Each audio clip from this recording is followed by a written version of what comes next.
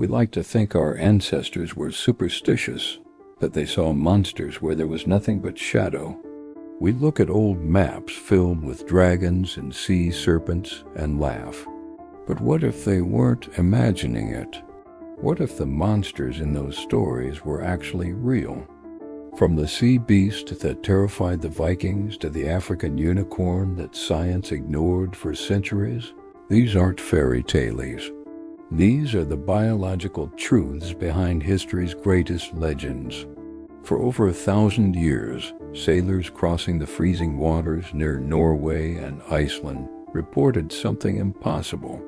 They called it the Kraken. In 1752, the Bishop of Bergen, Erik Pontoppidan, wrote a natural history of Norway. He didn't describe the Kraken as a spirit or a demon. He described it as an animal. He said it was round, flat, and covered in arms, so large that when it surfaced, sailors mistook it for an island. Ships anchored on its back without realizing they were sitting on a living creature.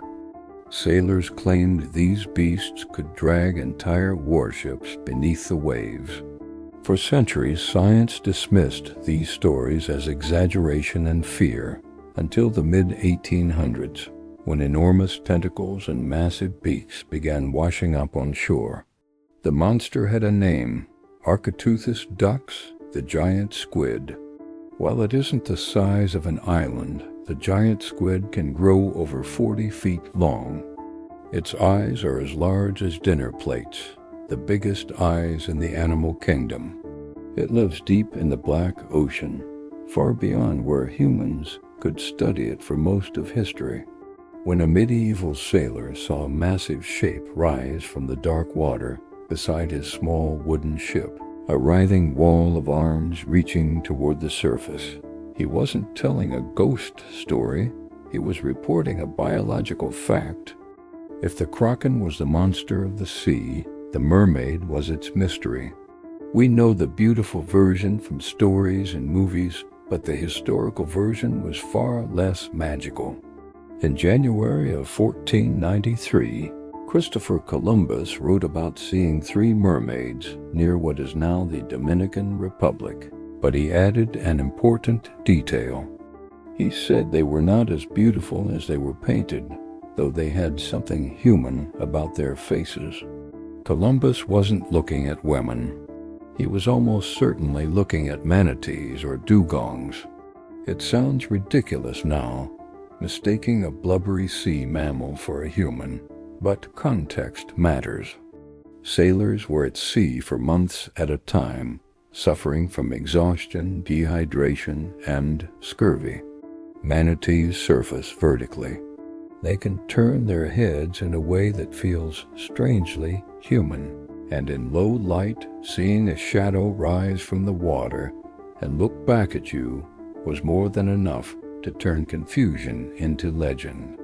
The mermaid wasn't a woman of the sea. It was a misunderstood animal seen by desperate men far from home. Not all monsters lived in the ocean. Some hid in the forest. For centuries, European explorers in Central Africa heard stories of a ghost that lived deep in the Congo rainforest. Locals described a creature that looked like part zebra and part giraffe, silent, shy, and nearly impossible to catch. British officials called it the African unicorn. Explorers reported glimpses of a strange donkey-sized animal in the Ituri forest in the late 1800s. But without a body, science refused to take the stories seriously. No bones, no proof, just rumors. Then, in 1901, a skin and skull were finally sent to London. The myth was real. The animal was the okapi, the only living relative of the giraffe. It has striped legs like a zebra to vanish into the shadows of the rainforest.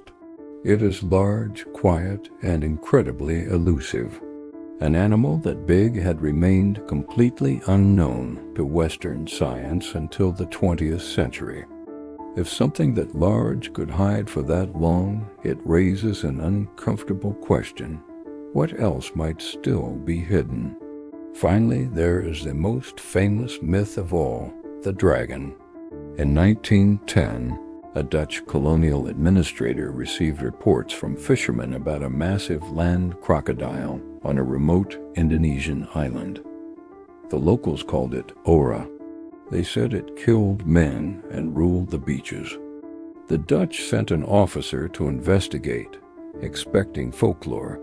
What he found looked like something from a lost age, the Komodo dragon, 10 feet long, weighing over 100 pounds, armed with serrated teeth and toxic saliva that causes a slow burning death. While it doesn't breathe fire, its bite delivers bacteria and venom that overwhelm its prey over time. When a medieval sailor saw a massive shape rise from the dark water beside his small wooden ship, a writhing wall of arms reaching toward the surface, he wasn't telling a ghost story. He was reporting a biological fact. The Kraken, the mermaid, the unicorn, the dragon, they were never magic. They were just animals we didn't understand yet, and it makes you wonder. When we hear the myths of today, Bigfoot, the Yeti, the Loch Ness Monster, are we really looking at fairy tales, or are we just waiting for science to catch up?